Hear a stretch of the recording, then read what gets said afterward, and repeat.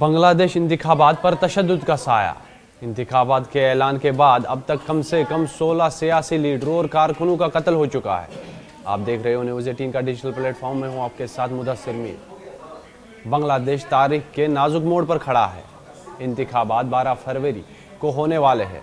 उम्मीद की जा रही है कि इंतखाबात से अमन का क़याम अमल में आएगा और जमहूरियत को तक़वियत मिलेगी। ताहम इंतखाबात के ऐलान के बाद से जारी सियासी तशद्दुद से इस हवाले से तशवीश पाई जाती है।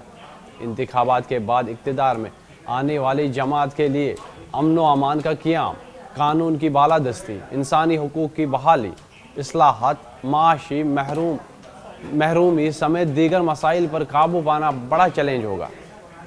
फ़िलहाल इंतखाबी मुहिम ज़ोरों पर जारी है। इस दौरान नए बांग्लादेश की तस्वीर सियासी नुमाइंदे पेश कर रहे हैं। वादों और दावों की जड़ी लगी हुई है। 5 अगस्त 2024 के बाद तलबा तहरीक के नतीजे में शेख हसीना की माजूली से खौफ का दौर ख़त्म होने का दावा किया जा रहा था, लेकिन अफसोस ऐसा नहीं हुआ।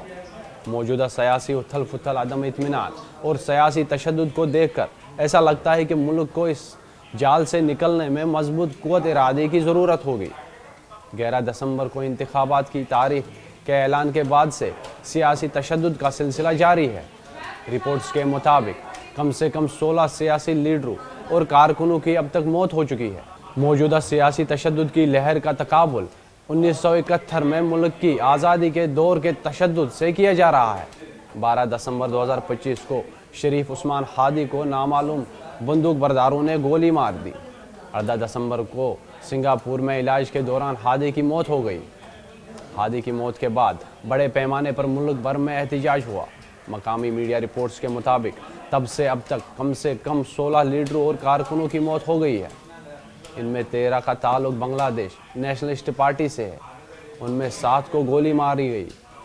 उनमें गैर कानूनी हथियारों का इस्तेमाल किया गया। ह्यूमन राइट्स सपोर्ट सोसाइटी की रिपोर्ट के मुताबिक मुल्क भर में इलेक्शन से जुड़े कम से कम 62 तसादुम हो चुके हैं।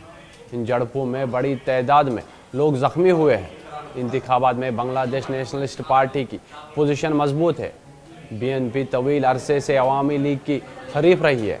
इस बार अवामी लीग इंतखाबात में शामिल नहीं है, लिहाजा मुकाबला बीएनपी और जमात इस्लामी के बीच है।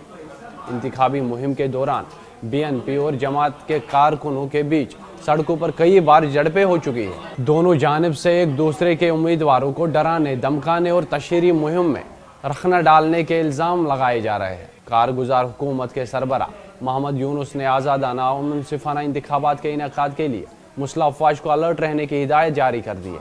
उन्होंने फ़ौज को हिदायत दी है कि वो गैर जामदारी, जिम्मेदारी और कानून के दायरे में रहते हुए इलेक्शन कमीशन और सिविल इंतज़ामिया की हर मुमकिन मदद करे। कारगुजार दावों से कतई नज़र इंतखाबात बांग्लादेश के लिए इम्तिहान है। इंतखाबात में जीत हासिल करने वाली पार्टी के लिए हालात को सुधारना बड़ा चैलेंज होगा।